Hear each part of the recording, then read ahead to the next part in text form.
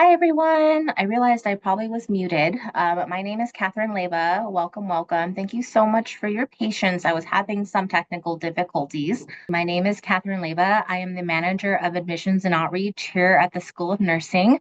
I work with a team to manage approximately 6 programs or so, but the one that I work with applicants and prospective students on very closely is our Doctor of Nursing Practice Family Nurse Practitioner program, which I'm more than happy to talk about it, specifically the application process and helpful resources today. So here's the agenda that we're going to go over today. I am briefly going to go over, why again, Betty Irene Moore School of Nursing. I say again because we've done information sessions on, admissions and the school itself. And so if you would like to hear more about it from our amazing program director, Dr. Singh, she goes into in-depth reasoning and just again who we are as a school and like why this would be a great place for you.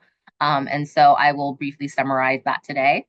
I'm going to go over admissions requirements, important dates and timelines. It's good to know, especially again, even if you've started your application or haven't started it yet, it's just a good refresher. The application system overview, that's actually going to come at the end. I'm going to actually bring you on a little test drive of the application, and to avoid sharing and unsharing screens, I'm going to save that for the end, but you're going to have an insider's look if you haven't already to the application. I am going to talk about the stages of the application, and then spotlight essays and letters of recommendation, and again, any other additional tips and tricks. A lot of this is going to be me talking at you, but again, I encourage you to ask questions, utilize the chat. You may even be able to bring yourself off of mute. If not, utilize the chat. I am more than happy to answer questions throughout, and we will have time at the end for some Q&A as well. All right. So why choose Betty Irene Moore School of Nursing? The one thing I really want to point on here, I'm not going to read it verbatim, is the mission and vision. It's really good to know about the school that you wish to spend the next 3 years of your life at. I know that kind of sounds cliche, but I really do mean that. And, from someone who's been working in admissions for a long time, by doing your research early and in depth about, who we are as a school, our mission and vision, that not only ties into your application, which I'll come back to, but, this is 3 years of your life if you're admitted. And so, there are ebbs and flows to any program. This one is no exception.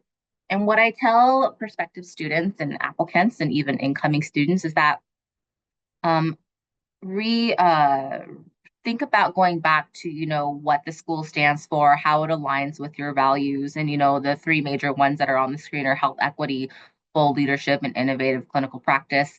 You'll hear Dr. Singh talk about in the information session recordings a little about those more in depth. I will say with working with the DNP-FNP faculty so closely, they are very engaged and involved. And I'll get into more of that when we talk about timelines.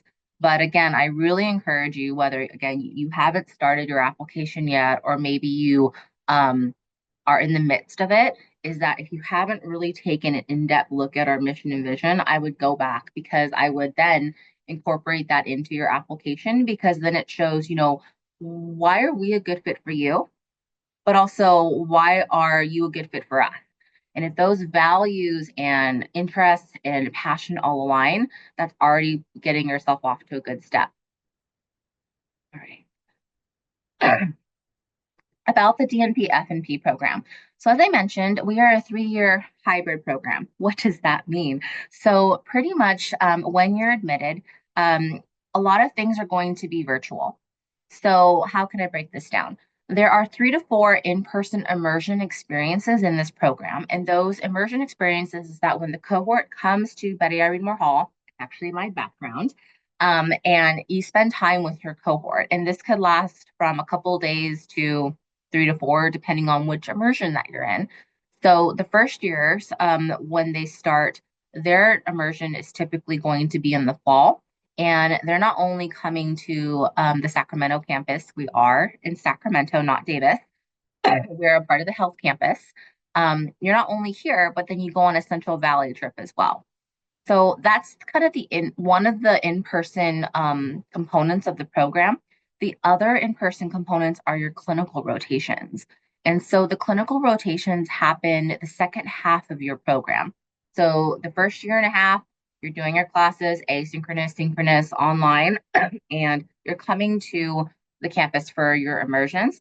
And then the second half of your program, you're in a mix of clinicals, your virtual classes, and immersions. So just know your clinicals. We have an amazing clinical team who will place you where you need to be. They work with every student in all of our programs. They can't guarantee always a placement, but they're open to preferences for sure. But just expect an in-person rotation. Telehealth is not guaranteed. So that's a little bit more about the hybrid program. We start typically in the summer. So right now I am collecting applications for summer of 2026. It's a little bit of a different start date. I know traditionally programs can start in the fall or the spring, but nope, we are different. We typically start in the summer. To be super technical about it, we start, I think, at the end of June, maybe the beginning of July, depending on the year. So if you are definitely interested in starting in 2026, it's going to be most likely summer. And of course, the curriculum is also on our website. And again, Dr. Singh in our information session, she goes in depth about the curriculum as well, but it's a combination of both the DNP core courses and FNP courses as well. This also includes a scholarly project. We definitely get into more detail about that when we talk about new student onboarding, but pretty much that this is something you start at the beginning of your program and it goes throughout your entire program working with dedicated faculty about research. And so you might see on your application, and again, I'll show you in just a little bit here, there are some research areas that you're going to list on your application. That most likely may tie into your scholarly project at some point. All right, and each admitted FNP, DNP FNP student receives School of Nursing funding support. What is this? So I will put a link in the chat at the end of our time today. And if you haven't already seen it, on our website, we have a financial support page and it lists up for all the programs. And if you want to find out more information regarding finances, because I know that is very important, we don't have time to really talk about it today, but definitely look that over.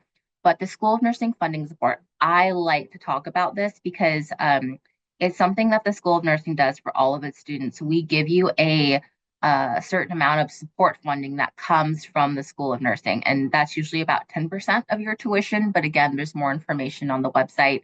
And should you be admitted, we give you more information in detail. But it's just, I know it's not a lot, but it's still something to help you out while you're here throughout the program. Oh, and the last thing I want to mention about this, it is a full-time program. We do not have a part-time option. So if you're concerned about that or leave or schedule, please reach out to us and we're more than happy to talk more about it. Okay, so let's talk about, a second here, to admit some people from the weight room. Hello. For those who just joined us, you haven't really missed anything. I just spent some detail talking about the program, which again, if you haven't seen an information session, there's more information on that. We've actually not gotten into the application yet, so perfect timing. All right, so important dates and timelines.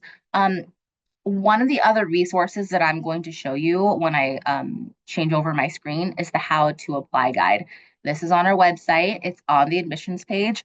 If you haven't already seen this amazing resource, please, please, please, please take a look at it because this is a step-by-step how to apply guide from the School of Nursing on how to navigate the UC Davis Graduate Studies application for this specific program. Okay, so I'm going to link that in just a bit, but I'm also going to show you what that is.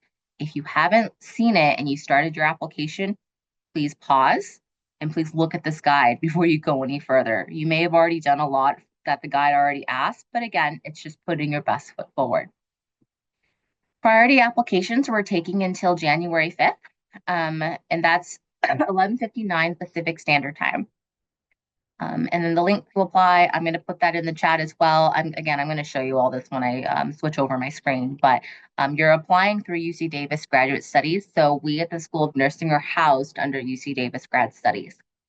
If you're thinking like, oh man, January 5th is just too quick and I'm not sure if I can get it in on time, or maybe there's some other things you need to take care of, we may still be taking applications after that. That's called space available. If you're not sure, again, please email me and I can talk with you one-on-one about that.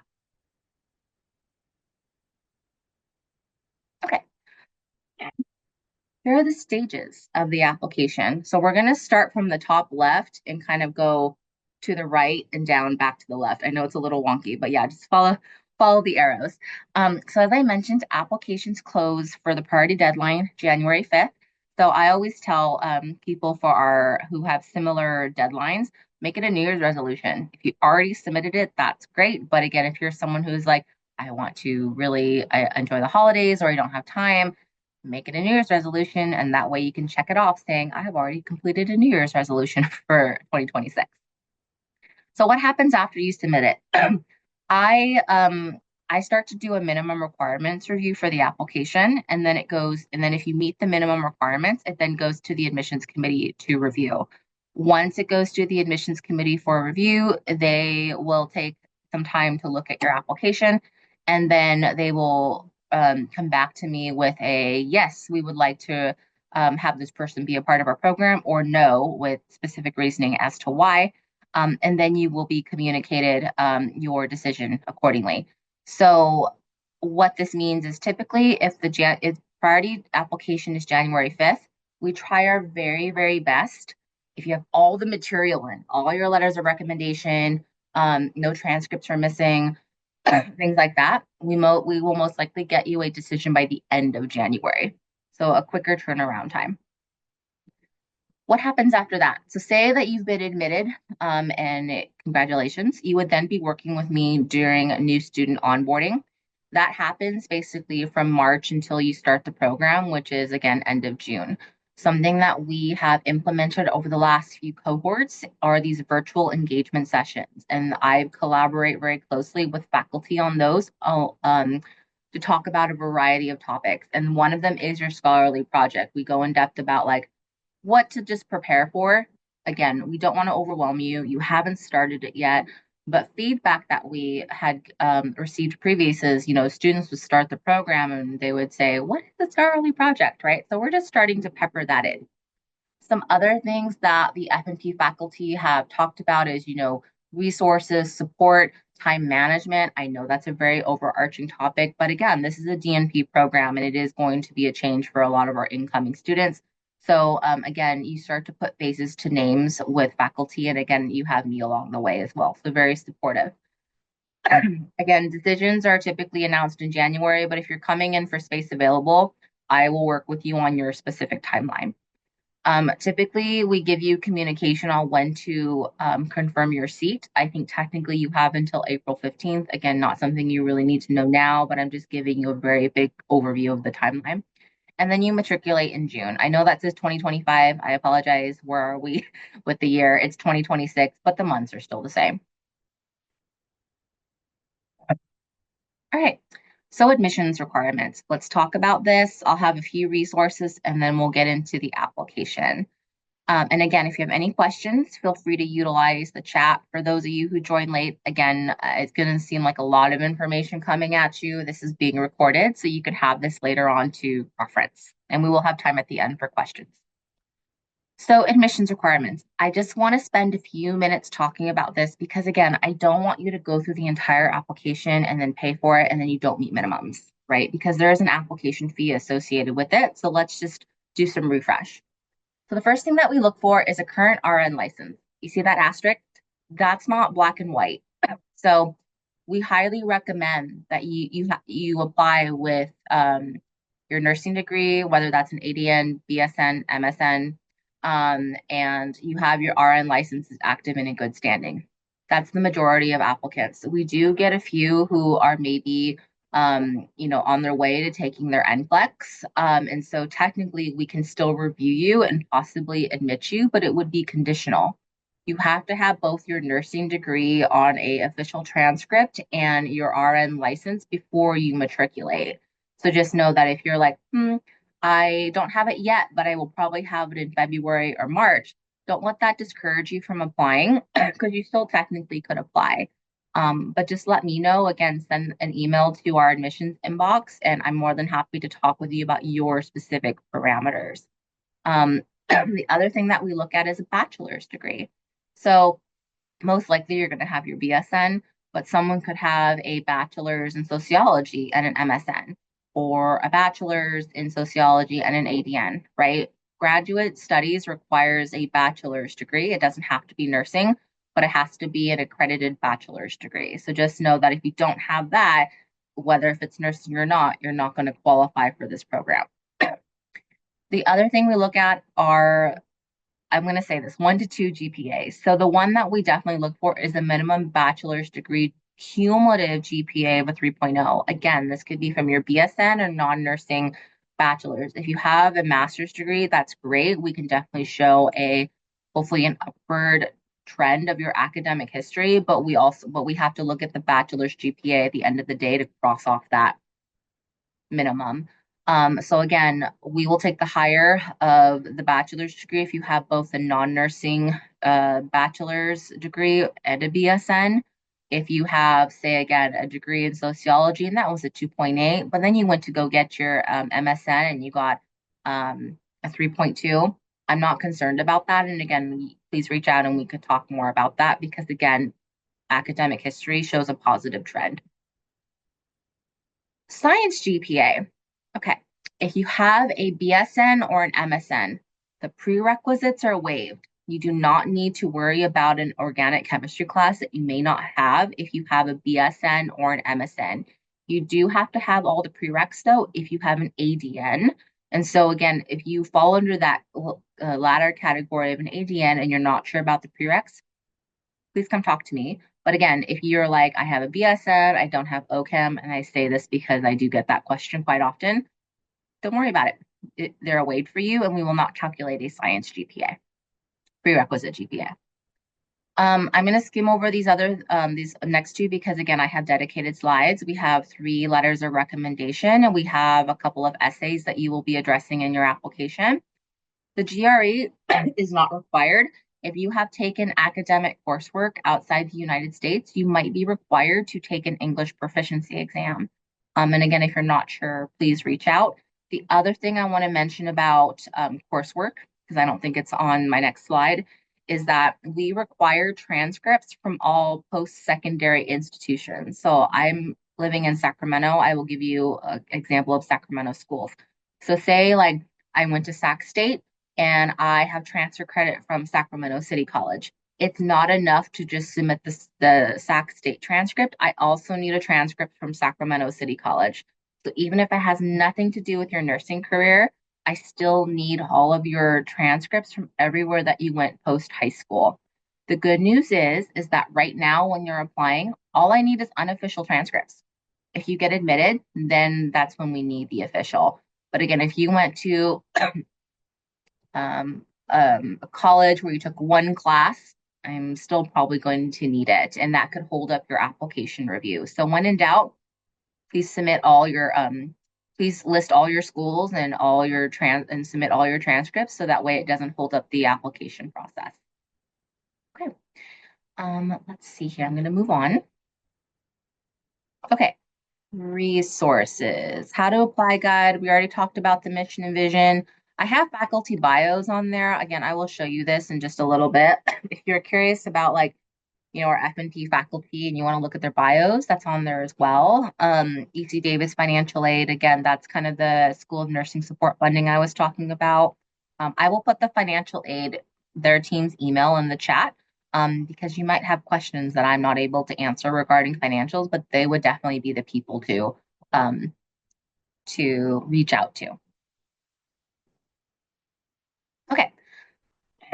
Let's talk about the application and the essays and then letters, and then I will take you on a ride to look at the application, a test application.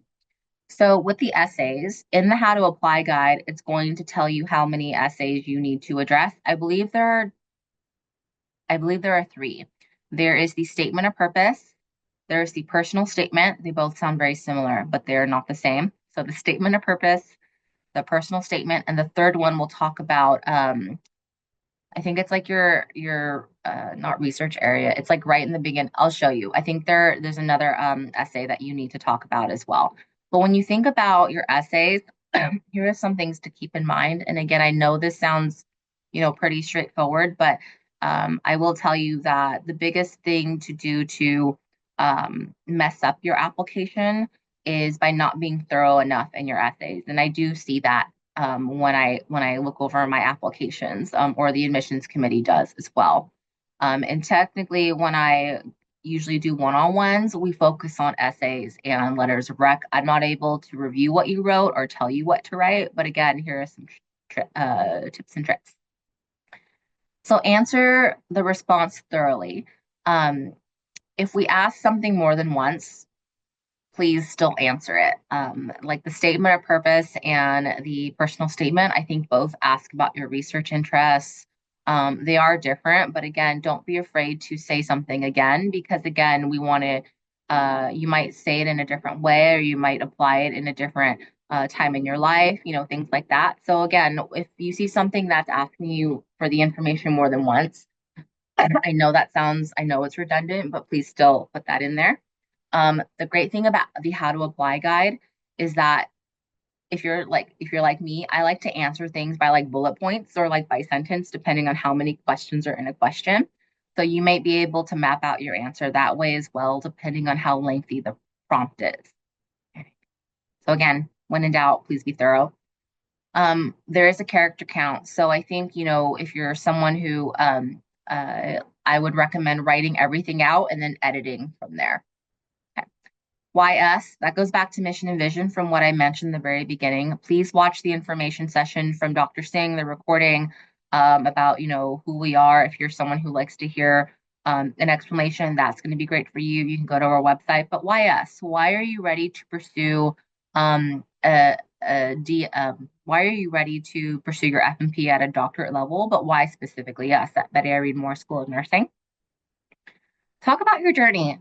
Please don't be afraid to shine. Please don't be afraid to brag about yourself. That's what I tell applicants is, again, what makes you ready? Why now? Again, your career, that kind of ties into the next couple of squares, your career trajectory. Maybe you're someone, again, who kind of went back and forth, but now is the time, right? Or maybe you had kids that are now grown, or maybe it's just the right timing in your life. Again, because you're dedicating 3 years. The other thing, if you have it, again, flaunt it. Formal and informal leadership. Again, you're going to submit a resume, but again, please apply it to your essays as well. Some things that applicants have talked about is, publication in journals, managing a team. And this just doesn't have to be in your nursing career. This could be other things as well. A common example that I like to give is, maybe you are a leader or like at a church community or like you volunteer at like a shelter. Again, I'm just throwing some common examples out there. Maybe you coach your son's basketball team. I don't know. But like again, it doesn't just have to be with your nursing career. Again, get creative. No one ever has the same story. And kind of to wrap it all up, be yourself. I will say that the admissions committee and I can tell when someone is just telling us what we want to hear and is cookie cutting a response. And again, that's probably the biggest thing that shoots people in the foot because you could have a great GPA and you can meet all the requirements. But again, this will really help put you over the top.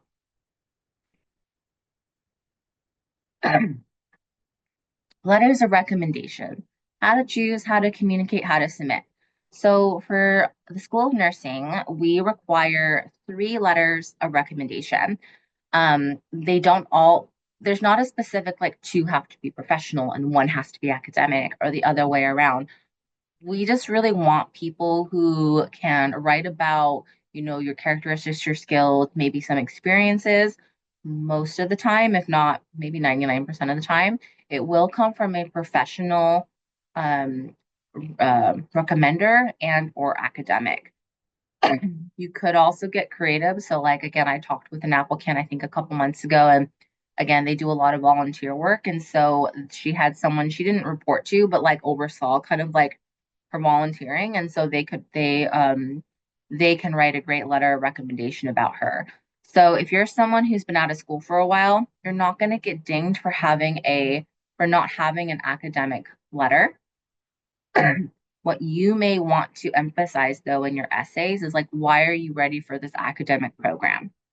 If it's been a while since you've been back to school, emphasize, why am I ready to pursue this, right? Why would I be successful? If you're someone who is, maybe finishing up your nursing program, or maybe you're a recent graduate and don't have a lot of professional um, recommenders to use, again, lean on your academic recommenders, hopefully. Maybe you might be able to use someone from your clinical experience, right? Because remember, this program is both academic and clinical. So again, you have some wiggle room there. This will go without saying, please do not choose anyone personal. So even if your aunt is a nurse or an administrator or something and can definitely brag about you, do not use a family member friend. Again, we recommend professional academic. Again, it doesn't have to be paid professional, but you get where I'm going with this. That usually will not look, that's not as strong. Definitely not as strong. The last thing I will say about how to choose, we definitely recommend someone who is a like a managerial leader. And again, it doesn't have to be your direct supervisor, but again, like in this case, a professor could be a counselor, but again, someone who maybe taught you knowledge, saw you apply that knowledge in your work. It could be again your manager or an adjacent manager.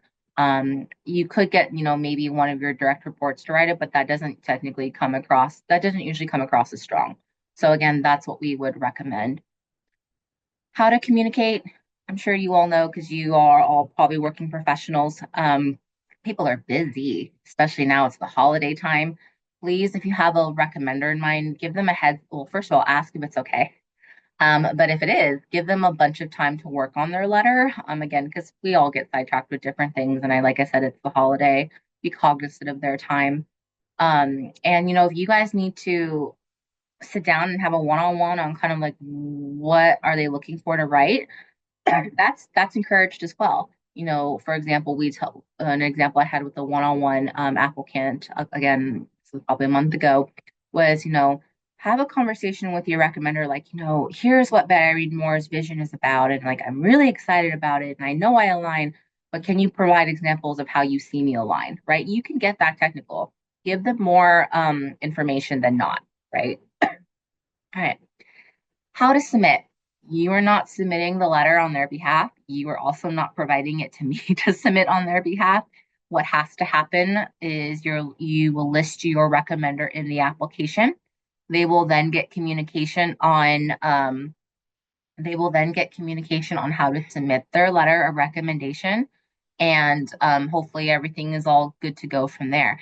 If you find that your recommender is having technical difficulties, please email me because there is a workaround to it. There's things to troubleshoot before we have to like take other measures. And I'll put that in the chat as well.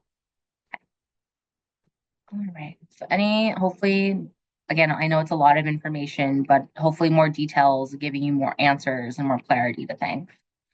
The last thing I will say about letters is again, when you submit your application, I'm not able to start reviewing your application until all the materials are submitted.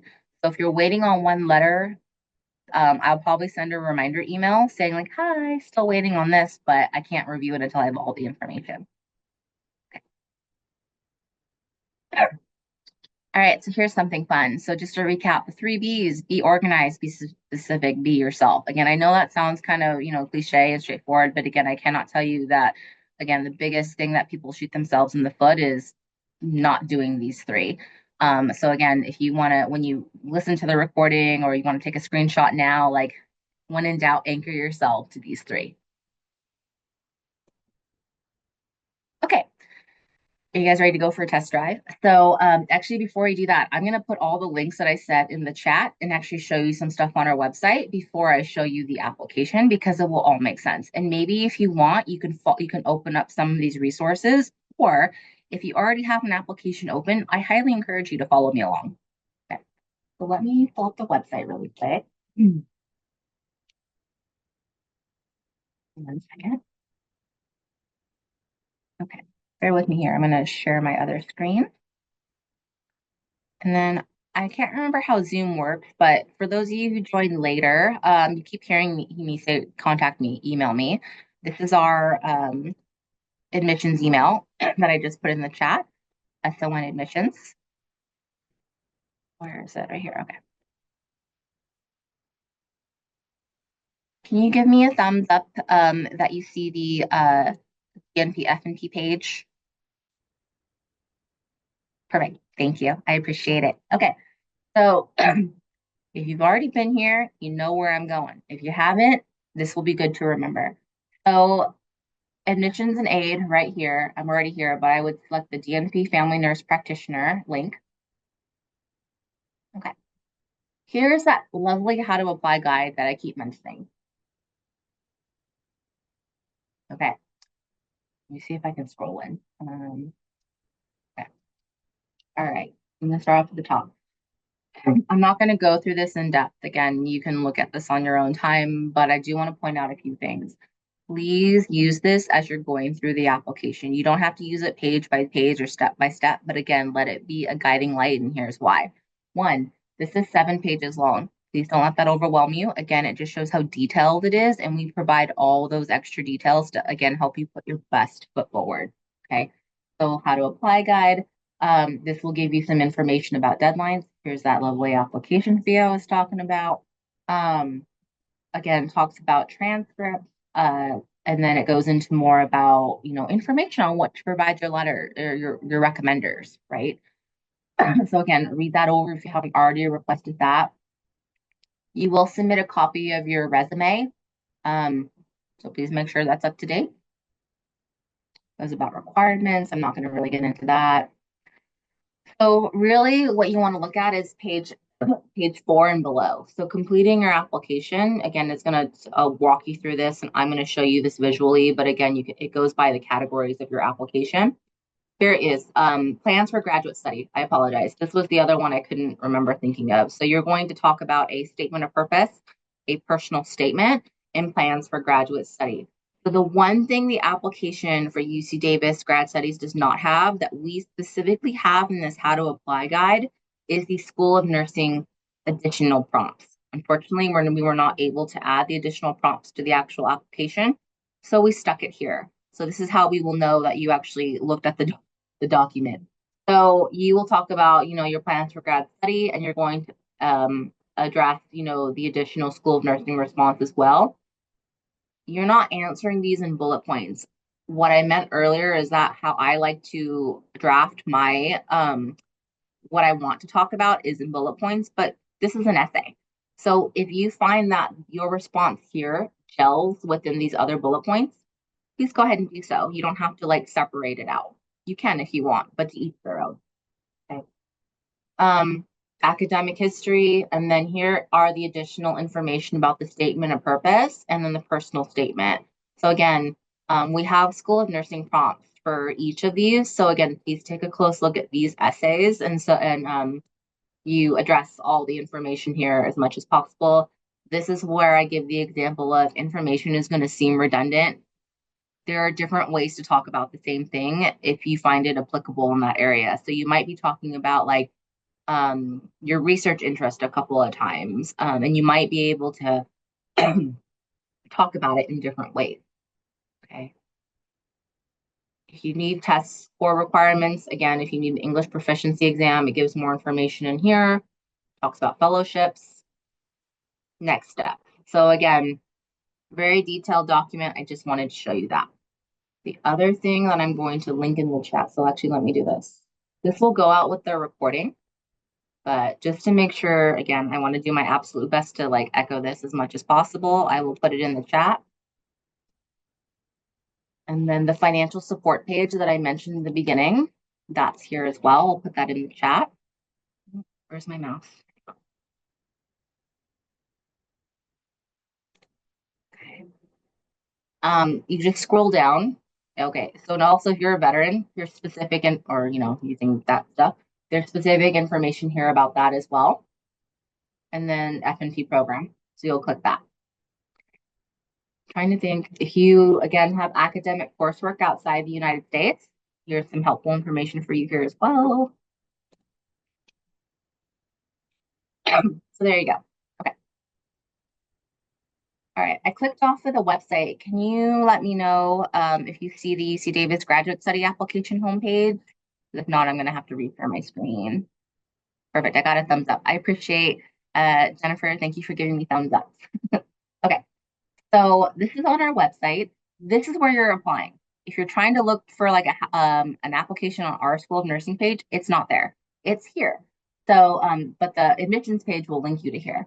So I am going to click to apply. I, if you don't have an account, you're going to create an account. I already have an account, so I'm going to log in. Davis. Okay, I've started a bunch of test applications, as you can see. Which one do I want? I want this one. So when in doubt, you're going to choose the 2026-2027 FNP application. So I'm going to open that. It's in progress. Again, I've already started it. Open application. Okay. I'm not going to take you through all these sections. I'm going to take you through the ones I think are the most important. Again, the how to apply guide will walk you through all of this.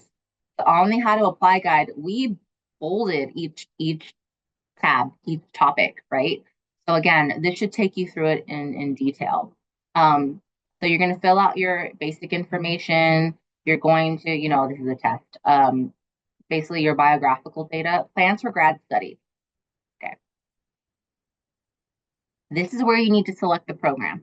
Please make sure you select the right program. So if you want to take a screenshot of this to remember it for later, and it's also in the how to apply guide, it's there. Okay. So FNP program, again, I use this as an example. So you're going to get asked, areas of research or professional interest. So you don't have to know it for sure, but we want to see kind of what you're interested in. So a few examples that applicants have put are like gynecology. They did put FNP, I know because it's the program, but again, is there a specific area in your field for being an FNP that you might want to research more about? Someone put policy, the last application cycle, women's health and like obesity. Again, these don't have to be your topics, but again, start having those juices sort of flowing. I recommend putting between 2 to 3. You don't have to put all 4, but I don't recommend just putting 1. And then here's the essay for describing your research and professional interest. So again, don't forget to look at the how to apply guide because there's that specific School of Nursing prompt. Okay, and I think it's even in here. Let me check. Oh no, wait, that's a different link. This you can also look up our program here as well. But again, have the how to apply guide out when you're looking at this because it will help guide you for that. Okay, academic history. Remember to put everywhere that you've gone. When I look at your application, I'm going to be most interested in, again, do you have your nursing degree? And, meeting the minimum requirements. But please remember, we look at all post-secondary institutions. What I will say that people who have already submitted their applications, I have had to go back and ask them to submit additional transcripts because they didn't submit everything up front, which is fine. But again, because you still have time, please do not forget to submit all of your colleges and your transcripts. Okay. If you are someone who still has something in progress, so again, the most common example I get is someone's finishing up their MSN program, right? And so they would list here kind of courses that are in progress, just to give us an idea. But if you don't have anything, you don't have to put anything there. Okay. Statement of purpose and personal statement. I mentioned, again, I say this again because I cannot stress this enough. There's the UC Davis Graduate Studies prompt, which is in the how to apply guide. But what's not here is the School of Nursing prompt that was in red that I showed you on the how to apply guide. So again, please make sure you take the time to, answer everything that's being asked in both the statement of purpose and personal statement. Because there is a specific character count, I recommend writing it all out on a Word document and then editing down to your heart's content and then pasting it in the application. That's just my recommendation. You don't have to do that. I also recommend, getting a friend or family member to read your essay because if it doesn't make sense to them or if it seems too wordy or again, you're jumping all over the place, that's probably what the admissions committee is going to feel as well. I just want to show you the personal statement here as well. Let's go to, I think it's other information. Oh no, not other information, supporting material. Oh yeah. So supporting material, this is where you're going to submit your curriculum vitae or resume. Again, it'll ask you to probably mention future goals and interests as well. I know you probably already talked about it up here. again, please don't be afraid to be redundant. That we ask it for a reason. Noteworthy achievements, again, brag about yourself. Don't be afraid to, list all the things that you've done that you feel like are really good achievements. I think people have listed like their honor status when they graduate with like a GPA. Some other things that people have mentioned are like, again, publications that they've been a part of. Again, get creative. And then here, oh, here we go. Recommendations. So here are the details about your letters of recommendation. So you'll add them here. This is my colleague, Stephanie. So you'll add the recommender, and once I add her, she will then she got an email about instructions on what to do.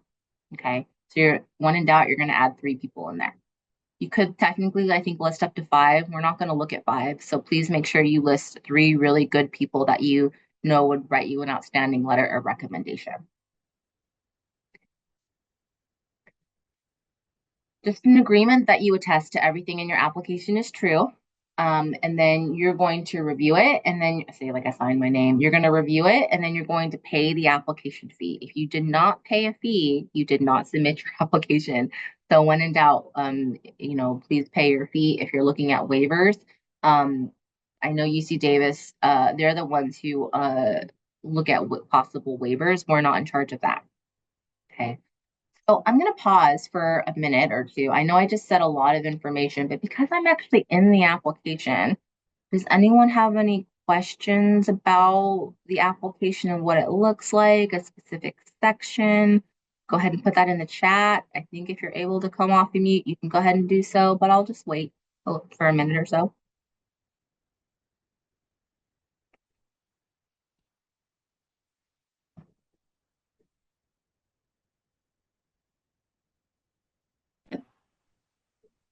Hi, I put it in the chat, but I realized I can just probably, I was just wondering in the character limits, are there character limits in the one of the last pages? I couldn't see if there were, and I haven't created the application yet.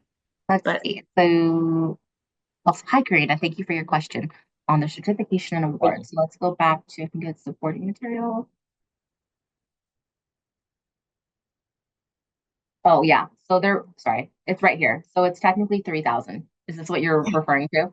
yes, thank you. Basically, I just didn't catch if there were on there. And I didn't know. 3,000 is plenty. Sorry, I just thought maybe it was limited if I was gonna ask if I needed to like get creative on what to eliminate or what to include. But I think Yeah, that's a great call out because of noteworthy academic achievements is 1,500, right? So yes, oh, you do by all means you do not have to use all the characters in the essays provided even here. But also, with that being said, please don't just like type something super summary because that's also not going to give us a lot as well. But yeah, there should be character counts for everything that you write in terms of like an essay or like this. Good question. Okay. Actually, let me check something really quick. Hang on 1 second. How to apply. Let me scroll down. This may not be in here. Oh yeah, it's all just to do another plug for the how to apply guide. The character count's also in here as well. So again, if it doesn't have a character count, it's not going to list it. But this is another place to check if you're not sure. All right. Let's see. Navreed. I'm currently a UC Davis Master's Management student. How would I go about applying? I emailed the email listed, but no response. Sorry about that, Navreed. If you emailed recently, we probably haven't gotten to it yet. If you emailed a while ago, I apologize. Usually our team will email within 7 days. Usually doesn't take us that long, but we give ourselves buffer time. So if it's really recent, please be a little, we'll probably get back to you within the next few days. But make sure you meet the minimum requirements. So if you have a master's, so it sounds like you have a master's or you're getting your master's from a non-nursing, you need to be on track to become a nurse in order to start this program. So what I recommend is emailing admissions again, especially if it's been a while since you've heard from us, and I will personally look out for your email and go from there. Okay. But if you meet all the minimum requirements, which again you can find on our website, then you would go and start an application like this. But if you want to set up a one-on-one, let me know if that helps. Okay. So yes, I want to reiterate, and again, for those of you who came in late, you have to be on track to be a nurse to qualify for this program. So again, that could be an ADN, BSN, MSN, even a DNP, but that's not usually normal for what I see. You could technically have that in progress by the time you apply, but it has to be done before you matriculate both your nursing degree and you're having your license.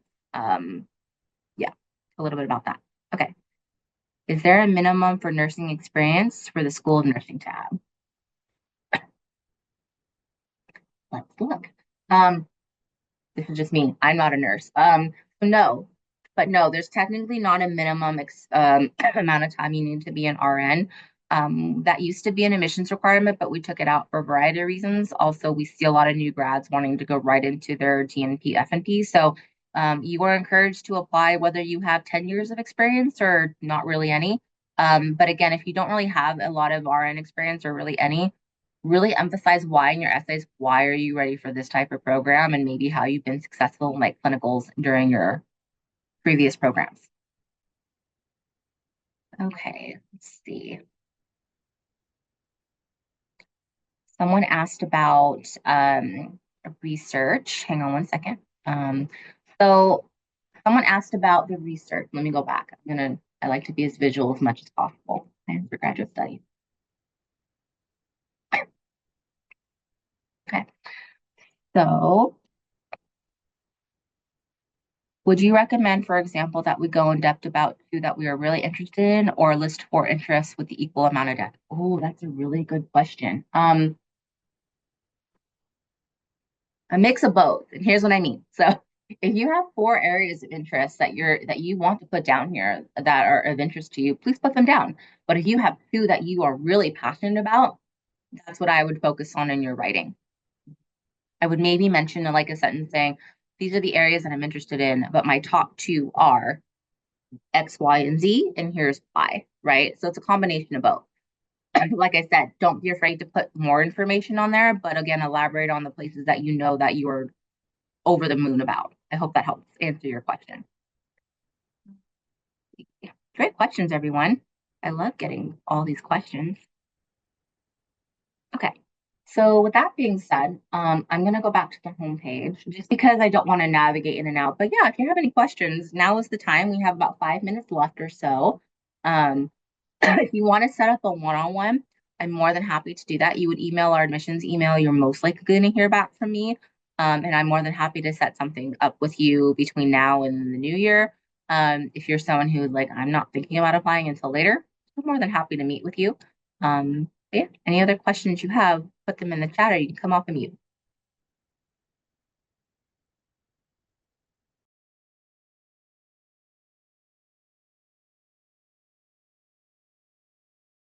The one thing I did forget, not I didn't forget, I'm gonna remember this time, is you can see how much I have probably looked at this before. Second, I'm gonna move it over. Um, letters of recommendation. Let's do this. Um,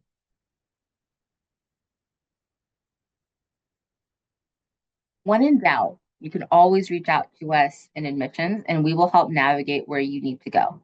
But if you know already the resource that you're looking for, why not just give it to you directly? So again, what I mentioned before with the letters or recommendations, if your recommender is having issues submitting their letter, whether if it's, oh, I just typed in the email wrong, or like it's going to their spam, or maybe they think it's going to their spam and they're not getting it, please have them and you take a look at this link. Let me see if I think you can see it. So it talks about, again, communicate the process. But basically it talks about like, say you left off an E in one of your recommenders email, there is a way to edit it. And this link will show you how.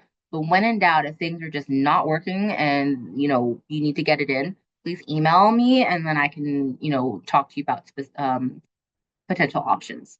Mhm. I feel like this link is not utilized as much as, or is not as known as much as I would like it to be. So someone asked, could you go through the answer in the way that someone would in their if they are in their undergrad right now and applying without an RN license? So what I recommend is reaching out to me one-on-one and we can talk about that. I'm not able to tell you what to write, but how to apply. I'm not saying that you're asking that, but I have to give you a high level overview. I would also look at the how to apply guide because that will probably have some pointers in there as well. But I will say the people who I've worked with who are applying with their nursing degree in progress and hence don't have their RN license yet is again, why are you now ready to transition into this specific type of program? And a DNP at an FNP level. If you don't really have RN experience because you're finishing up your program, again, what I commonly recommend to people is talk about your clinical experience that you might have had during your program. If it's even possible to get like a clinical, I don't know, I forget what they're called, preceptor or like a clinical instructor to help write a letter of recommendation. Um, but also like even in your undergrad you have probably areas of interest or research that you're interested in, and I would just, whether you are in that category or again you've been in the field for 10 years, that part is relatively the same. If you get into the program and you're like, I changed my mind, I don't want to focus on this, that's fine, we're not going to penalize you in any way. Have you ever enrolled in a nursing program and not completed your intended degree? uh, oh, I see, you're asking that specific question. Yeah, I would put no because you're still in it. I think that question is more for like, have you ever enrolled in a program and then you had to drop out? So sorry. The question was, there is a question in the application. Thank you for that. Is have you ever enrolled in a nursing program and not completed your intended degree objective? If you're currently in the program, I would select no because you're technically still in the program trying to complete it.